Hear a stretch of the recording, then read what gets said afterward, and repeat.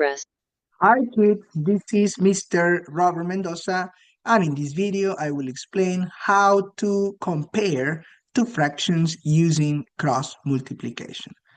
The first step is to look at the first number and multiply it with the denominator of the second fraction, like I am doing right now, okay?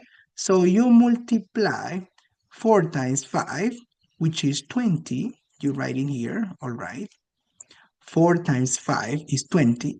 And then the second step is to multiply this numerator of the second fraction crossing to the denominator of the first fraction. That's why we call it cross multiplication. 3 times 3 is 9, so you write a 9 here. So now we know that 20 is greater than 9. So if we compare the two fractions here, we have our final answer. We can say that 4/3 is greater than 3/5. And that's it. This is so simple, so easy. We will continue practicing in class. Goodbye. See you. Bye bye.